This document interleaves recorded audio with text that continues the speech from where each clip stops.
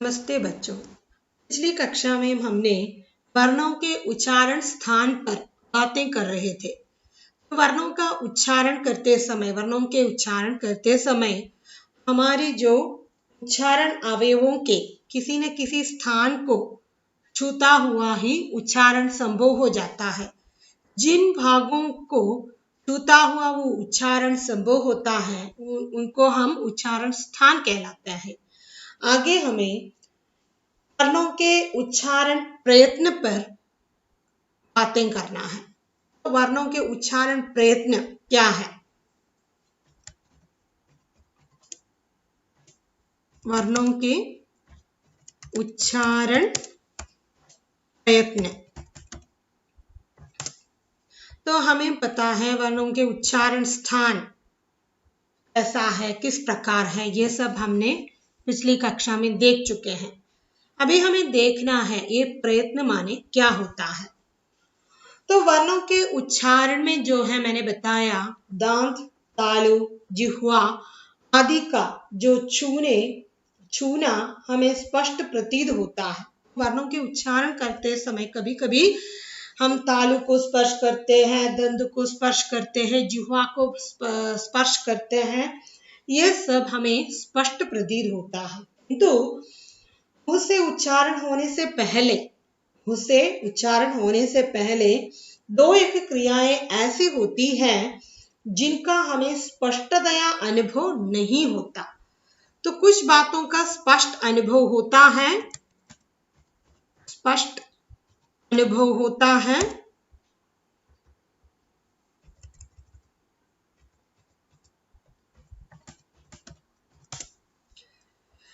कुछ बातों का जो है स्पष्ट अनुभव होता है, कुछ बात जो है उसका स्पष्ट आभास हमें नहीं होता। स्पष्ट आभास नहीं होता। तो वर्णों के उच्चारण करते समय जिह्वा, तालु, दंत इसमें जो स्पर्श होता है वो हमें स्पष्ट प्रतीत होता है। लेकिन उच्चारण करते समय और भी कुछ प्रकार की क्रियाएं होती हैं, इसका स्पष्ट आभास नहीं होता। ഉച്ചാരണം നടക്കുമ്പോൾ ചില പ്രവർത്തനങ്ങൾ നമുക്ക് സ്പഷ്ടമായിട്ട് തിരിച്ചറിയാൻ സാധിക്കും നമ്മുടെ ശരീരത്തിൽ നടക്കുന്നത്. പല്ല്, ചുണ്ട്, വായ് ഇതിലൊക്കെ ഏതെല്ലാം ഭാഗങ്ങൾ പരസ്പരം സ്പർശിച്ചുകൊണ്ടാണ് ഉച്ചാരണം നടക്കുന്നതെന്നൊക്കെ നമുക്ക് കൃത്യമായിട്ട് അറിയുവാൻ സാധിക്കും. ചിലത് നമുക്ക് അറിയാൻ സാധിക്കാതെ വരുന്നു.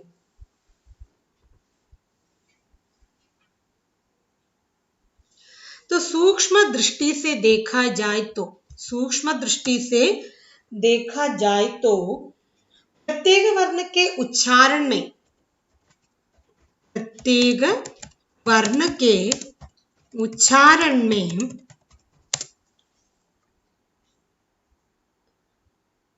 मस्तिष्क से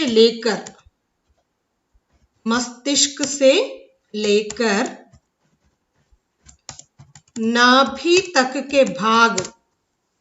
नाभि तक सारा शरीर प्रयत्न करता है.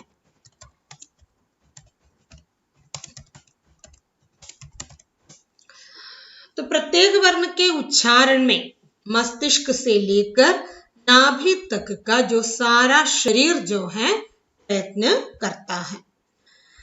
हमारे एक वर्ण के उच्चारण में हम जो है उसकी गहराई से जाके देखें तो हमें पता चलेगा कि हमारे मस्तिष्क से लेकर नाभि तक के सारा शरीर इसके उच्चारण के लिए जो प्रयत्न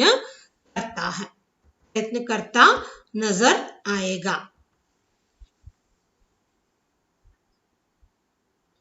इसलिए कहा करते हैं कि उच्चारण का जो सारा श्रेय सिर्फ उच्चारण स्थानों को नहीं देना चाहिए. उच्चारण के जो सारा श्रेय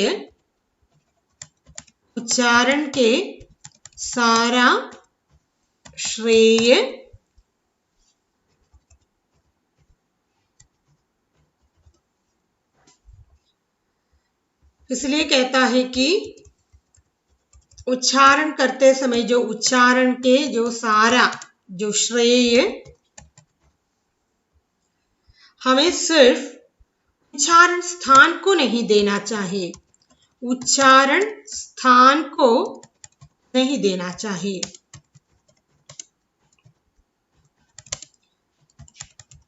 उच्चारण में उच्चारण स्थान से अतिरिक्त भी कुछ काम, कुछ कार्य होता है। उच्चारण स्थानों को मात्र स्थान नहीं देना चाहिए, शरीर के जो सूक्ष्म और अदृश्य प्रयत्नों के प्रति भी हमें ध्यान रखना चाहिए। शरीर के सूक्ष्म और अदृश्य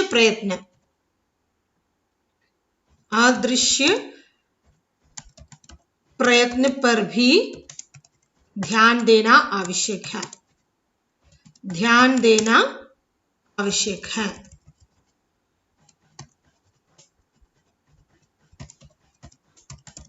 तो देखिए, वर्णों के उच्चारण के समय, जो उच्चारण करते समय हमें स्पष्ट अनुभव होता है, और कभी कभी ऐसा होता है कि अस्पष्ट आभास भी, अस्पष्ट प्रयत्न भी हमारे शरीर द्वारा करते हैं, वो किस प्रकार के हैं इसका स्पष्ट आभास नहीं होता। तो प्रत्येक वर्ण के उच्चारण में जो है मस्तिष्क से लेकर नाभि तक के जो सारा शरीर प्रयत्न करता है, उच्चारण के सारा श्रेय उच्चारण स्थान को नहीं देना चाहिए। उच्चारण करते समय शरीर के सूक्ष्म और अदृश्य प्रयत्न पर भी हमें ध्यान देना चाहिए। പ്രത്യക്ഷ भी कुछ काम होता है, നമ്മൾ ഉച്ചരിക്കുമ്പോൾ പ്രത്യക്ഷമായ ചില അനുഭവങ്ങൾ നമുക്കുണ്ടാകും, പരോക്ഷമായ ചില പ്രയത്നങ്ങളും ഉണ്ടാകും. അപ്പൊ പരോക്ഷമായ കാര്യങ്ങളിലും നമ്മൾ ശ്രദ്ധിക്കേണ്ടത് ആവശ്യമാണ് എന്നാണ് ഇതുകൊണ്ട് അർത്ഥമാക്കുന്നത്. तो आगे आप देखिए, वर्णों के उच्चारण करते समय, वर्णों के उच्चारण करते समय शरीर में दो प्रकार के प्रयत्न होता है। शरीर में दो प्रकार के प्रयत्न होता है, वो क्या क्या है? അത് ഏതൊക്കെയാണെന്നാണ് നോക്കേണ്ടത്. ഉച്ചാരണം നടക്കുന്ന സമയത്ത് ശരീരത്തിൽ രണ്ട് തരത്തിലുള്ള പ്രയത്നങ്ങളാണ് നടക്കുന്നത്. അത് ഏതൊക്കെ പ്രയത്നമാണെന്നാണ് നോക്കേണ്ടത്.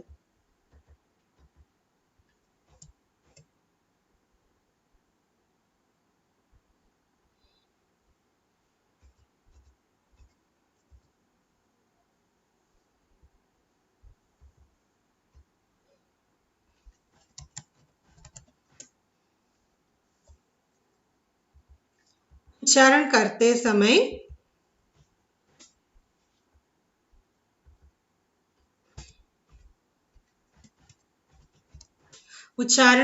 समय शरीर में जो है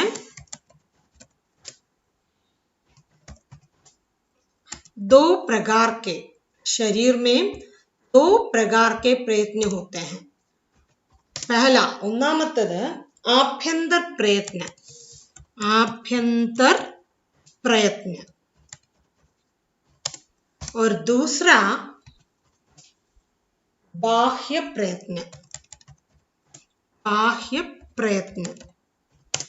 तो क्या क्या है? वर्णों के उच्चारण करते समय शरीर में दो प्रकार के प्रयत्न होते हैं. पहला आभ्यंतर प्रयत्न, दूसरा बाह्य प्रयत्न.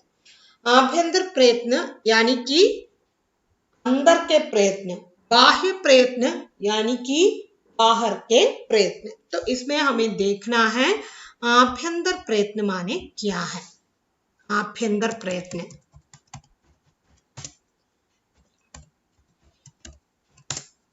आभ्यंतर प्रयत्न का मतलब है किसी वर्ण के उच्चारण में, किसी वर्ण के उच्चारण में, किसी वर्ण के उच्चारण में गले तक अंदर के भाग में जो प्रयत्न होता है, गले तक अंदर के भाग में जो प्रयत्न होता है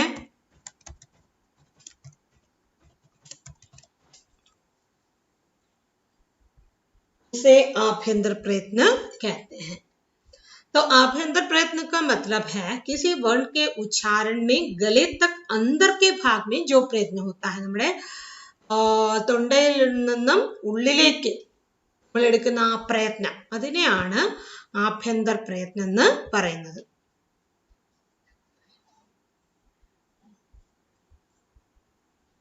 उसे हम आभ्यंतर प्रयत्न कहते हैं. और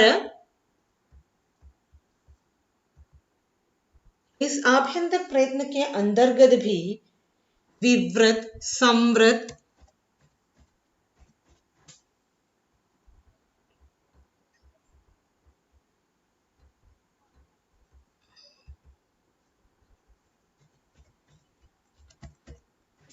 विवृत और ईषद विवृत,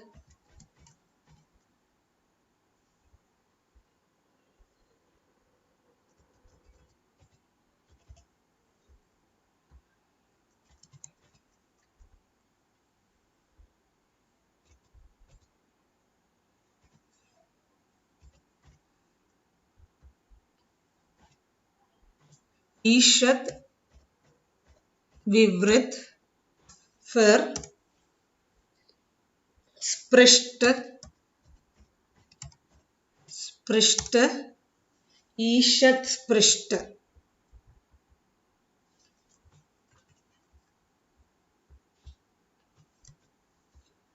ईषद स्पृष्ट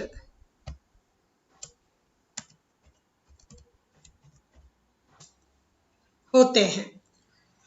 तो कहा जाता है कि जो आभ्यंतर प्रयत्न माने किसी वर्ण के उच्चारण में गले तक अंदर के भाग में जो भी प्रकार के जो क्या है प्रयत्न होता है उसे आभ्यंतर प्रयत्न कहते हैं. ये 4 प्रकार के प्रयत्न हम करते हैं. जो विवृत का मतलब ये है, विवृत का मतलब ये है जिसके उच्चारण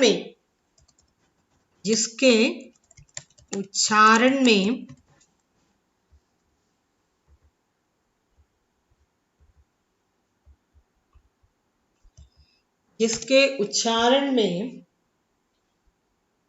गला पूर्ण रूप से खुलता है.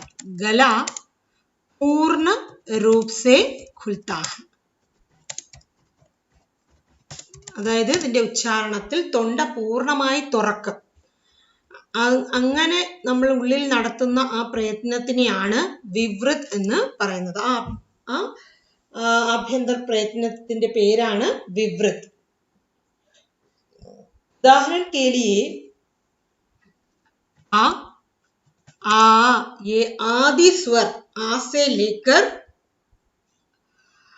जो स्वर होते हैं आ ई ई उ इर ए आई ओ औ तक के जो सारे के सारे स्वर जो हैं विवृत है, क्योंकि उसके उच्चारण में गला पूर्ण रूप से खुलता है. तो ये ईषद विवृत माने ईषद विवृत में जिसके उच्चारण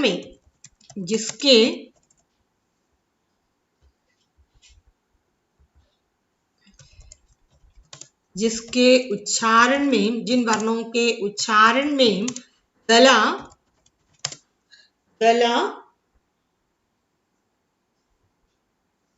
थोड़ा सा खुलता है तो उसे हम क्या कहते हैं? ईषद विवृत कहते हैं. तो इसके उदाहरण हैं य, र, ल, व. इन वर्णों के उच्चारण में जो है गला थोड़ा सा खुलता है, गला पूर्ण रूप से खुलता है तो वो विवृत है, थोड़ा सा खुलता है तो ईषद विवृत है. तो विवृत का उदाहरण है आ से लेकर औ तक के जो स्वर. ये ईषद विवृत का उदाहरण है य, र, ल, व. और आगे जो है स्पृष्ट. स्पृष्ट का मतलब है जिन वर्णों के उच्चारण में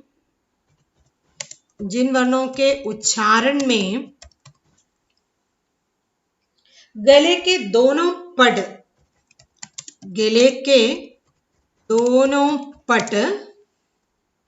पूरी तरह एक दूसरे से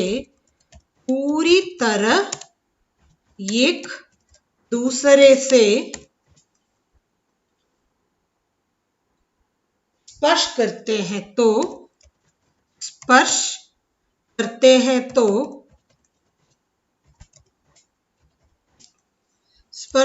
हैं तो उसे हम स्पृष्ट कहते हैं। जिन वर्णों के उच्चारण में गले के दोनों पट पूरी तरह एक दूसरे से स्पर्श करते हैं तो उसे हम स्पृष्ट कहते हैं। इसका उदाहरण है का से लेकर मा तक 25 वर्ण।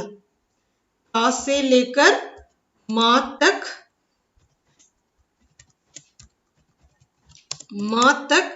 जो 25 वर्ण जो है स्पृष्ट है। क ख ग ख ङ छ छ ज छ ञ ठ ठ ड ठ न थ थ द थ न प फ ब फ म। ये 25 वर्ण जो हैं स्पृष्ट है क्योंकि इसके उच्चारण में गले के दोनों पट पूरी तरह एक दूसरे से स्पर्श करते हैं।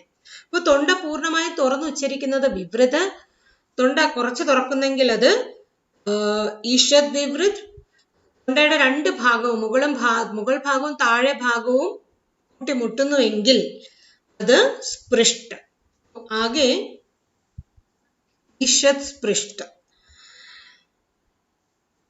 जिसके उच्चारण में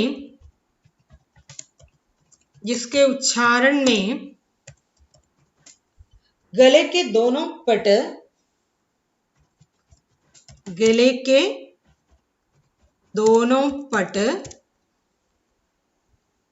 आपस में कुछ छूते हैं तो कुछ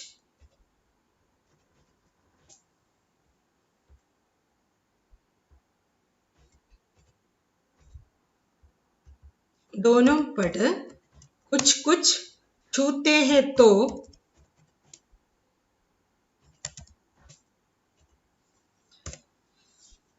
जिनके उच्चारण में गले के दोनों पट आपस में कुछ छूते हैं तो उसे हम ईशद स्पृष्ट कहते हैं। तो इसके जो उदाहरण है श, श, स, ह, श, श, स, ह, इसके उच्चारण में जो है गले के दोनों पट आपस में कुछ छूते हैं। തൊണ്ടയുടെ മുകൾ ഭാഗവും താഴെ ഭാഗവും ചെറുതായിട്ട് മാത്രമേ ടച്ച് ചെയ്യുന്നുള്ളൂ, അതുകൊണ്ടാണ് അതിനെ എന്ത് പറയുന്നത് ईशद स्पृष्ट എന്ന് പറയുന്നത്। तो एक बार फिर देख लीजिए, वर्णों के उच्चारण प्रयत्न पर हम बातें कर रहे हैं। उच्चारण करते समय कुछ अनुभव तो हमें स्पष्ट प्रतीत होता है, कुछ का आभास नहीं होता।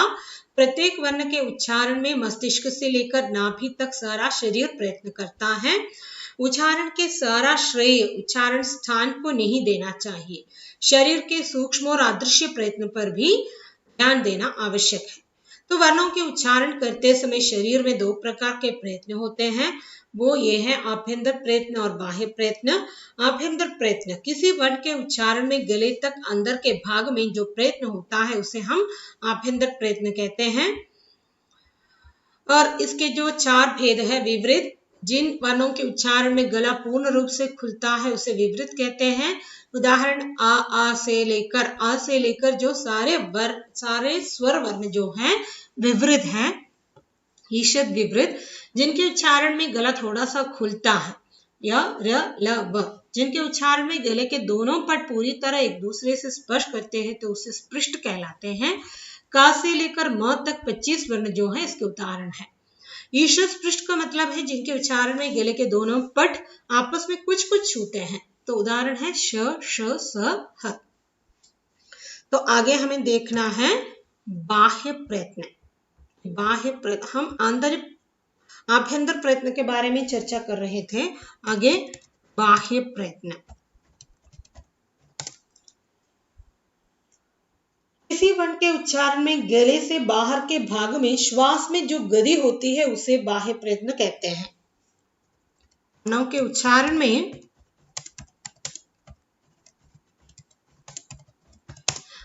उच्चारण में जो है श्वास की जो गति होती है उसके हिसाब से हम इसको बांट सकते हैं।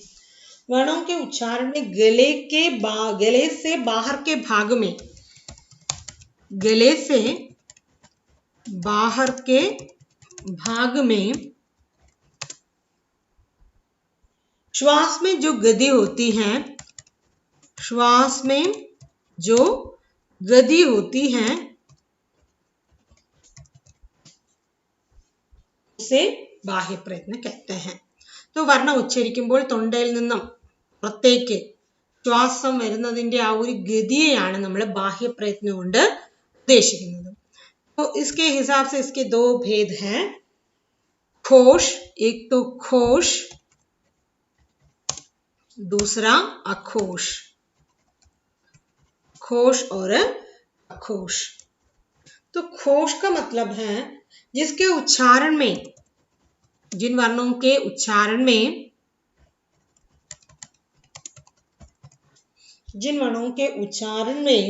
गले के तंतुओं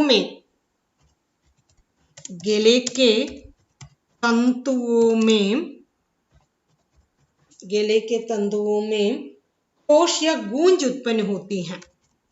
घोष या गूंज उत्पन्न होती है। इनके उच्चारण में गले के तंतुओं में घोष या एक प्रकार की गूंज उत्पन्न होती है, उसे हम घोष प्रयत्न कहते हैं।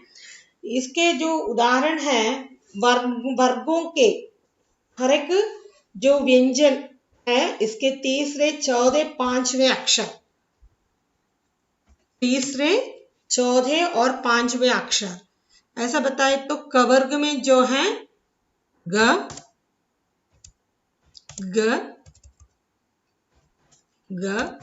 ख और ङ होते हैं, और ये च वर्ग में जो है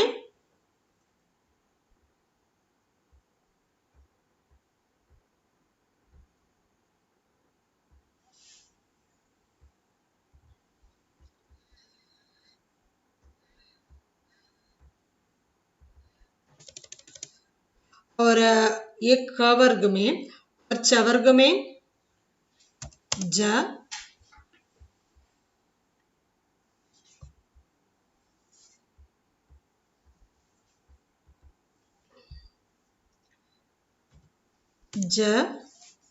छ और ञ होते हैं। और इस प्रकार कहेंगे तो व्यंजन वर्गों के तीसरे, चौथे और पांचवें अक्षर और फिर सभी स्वर भी, फिर य, र, ल, व भी घोष है।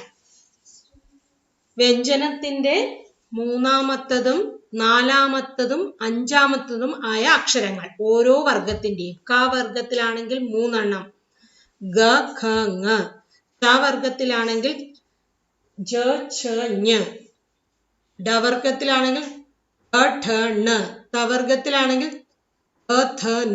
इस प्रकार जो तीसरा, चौथा और पांचवा जो है इसके उदाहरण है, उसी प्रकार सभी स्वर आ, ई, उ, इर, ए, आई, ओ, औ तक के जो सभी स्वर, फिर य, र, ल, व, ये सब जो है घोष है, घोष प्रयत्न के अंतर्गत आने वाले हैं।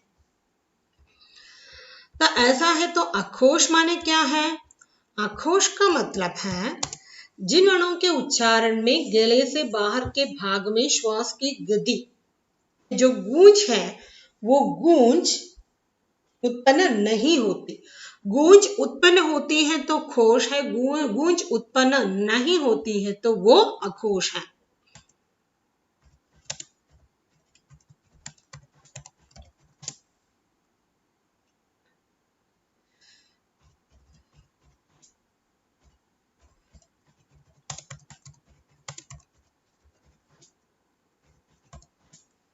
तो उसे हम अघोष कहते हैं। उदाहरण श, श, स, फिर वर्णों के जो पहले और दूसरे, എല്ലാ വർണ്ണങ്ങളിലെയും എല്ലാ വ്യഞ്ജന വർണ്ണങ്ങളിലെയും ഓരോ വർഗത്തിലെയുള്ള മൂന്നാമത്തെ നാലാമത്തെയും അഞ്ചാമത്തതും ഘോഷാണെങ്കിൽ ആദ്യത്തതും രണ്ടാമത്തതും എന്താണ്? അഘോഷാണ്. കവർഗത്തിലാണെങ്കിൽ ക और ഖ, ഖ, ചവർഗത്തിലാണെങ്കിൽ च और झ. इसी प्रकार जो पहला और दूसरा आ जाता है उसके उदाहरण में फिर श, श, स, ह, ये भी अघोष है। तो इस प्रकार जो वर्णों के ठीक सा उच्चारण समझ में आ जाए तो ठीक उच्चारण संभव हो जाता है। वर्णों के उच्चारण में हमें शरीर के जो पूरे के पूरे भाग द्वारा हमें प्रयत्न करना पड़ता है। हमारे मस्तिष्क से लेकर नाभि तक के भाग में कुछ ना कुछ प्रयत्न होता रहता है। तो इसलिए प्रयत्न पर भी हमें थोड़ा सा ध्यान देना चाहिए। उच्चारण करते समय शरीर में दो प्रकार के जो प्रयत्न होता है, एक तो आभ्यंतर प्रयत्न, दूसरा बाह्य प्रयत्न। आभ्यंतर प्रयत्न के हिसाब से ये चार होते हैं, चार प्रयत्न होते हैं, विवृत, ईषद विवृत, स्पृष्ट और ईषद स्पृष्ट। जिन वर्णों के उच्चारण में गला पूरी तरह खुलता है वो विवृत है, गला जो थोड़ा सा खुलता है वो ईषद विवृत है, गले के दोनों पट पूरी तरह एक दूसरे को स्पर्श करता है तो स्पृष्ट है, ये तो कुछ कुछ छूते हैं तो ईषद स्पृष्ट है। बाह्य प्रयत्न जो है वर्णों के उच्चारण में गले से बाहर के भाग में श्वास की गति किस प्रकार होती है उसके हिसाब से हम उसे बांटते हैं। ये तो दो प्रकार के हैं, घोष और अघोष। जिसके उच्चारण में गले के तंतुओं में घोष या एक प्रकार की गूंज उत्पन्न होती है तो उसे हम घोष कहते हैं। व्यंजन के जो हर एक वर्ग के तीसरा, चौथा और पांचवा व्यंजन जो है घोष है, और उस प्रकार जो है सभी स्वर और य, र, ल, व भी घोष है। और अघोष का मतलब है जिसके उच्चारण में गले के तंतुओं में एक प्रकार की गूंज उत्पन्न नहीं होती। इसके उदाहरण है जो व्यंजनों के हर एक वर्ग के पहला और दूसरा, उदाहरण के लिए का, खा, च, छ, ये सब जो है अघोष है। और फिर श, श, स, ह, ये भी अघोष। इस प्रकार वर्णों के ठीक से उच्चारण करने पर, उच्चारण का जो ज्ञान होने पर हम भी ठीक से उच्चारण कर सकते हैं। और अगले दिन अगले भाग को लेकर फिर से मैं हाजिर हो जाऊंगी।